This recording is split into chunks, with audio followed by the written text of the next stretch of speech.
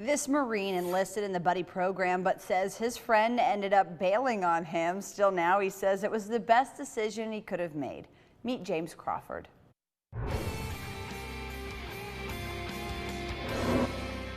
They were the toughest. They look good in uniform too. James Crawford says his neighbor joined the Marines, so he followed suit. I went with some buddies of mine to the recruiter office to take the pre-ASVAB, and I saw the Marine guy standing over there, and I walked over and talked to him. Crawford says the conversation was short but simple. And I said, what do you offer me? He looked at me and was like, kind of, either you can go to Parris Island, you can do it, or you can't do it. And I was like, okay, what do I sign? So he enlisted as an 0311 rifleman. That's basically infantry.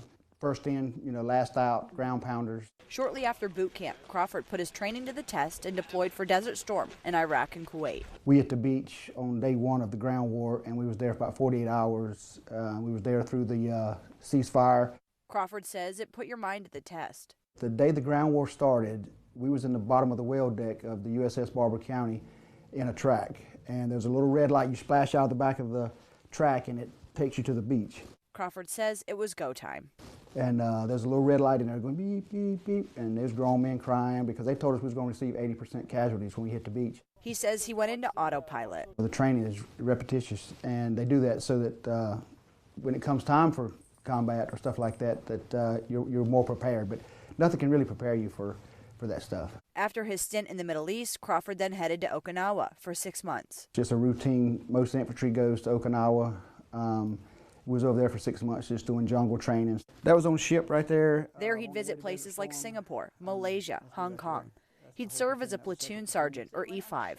It was natural for me, because I felt like a leader when I went in. Before ultimately choosing a new path when his contract came to an end. I ended up working at Freightliner in Gaffney for 26 years. But still, Crawford says he needed more. Got into marathon running, completed 12 marathons, and had an accident at work, kind of messed my knees up and stuff, so my running days are over. But that was kind of my life. That marathon running would turn into Crawford participating in the 22 push-up challenge. It's a challenge that promotes awareness for veteran suicide. Because I'm one of them, and I know some of those guys that have taken their life, and I think that they feel like they don't have anybody they can reach out to. Crawford says he relies on his faith, his family, and groups like the Marine Corps League and Gaffney to see him through his bad days. Well, I think that you search for that because it's hard to find that camaraderie out here and in the civilian world. James Crawford, thank you for your service. To nominate a veteran like James Crawford to be featured in our Thank You for Your Service series, head to WSPA.com.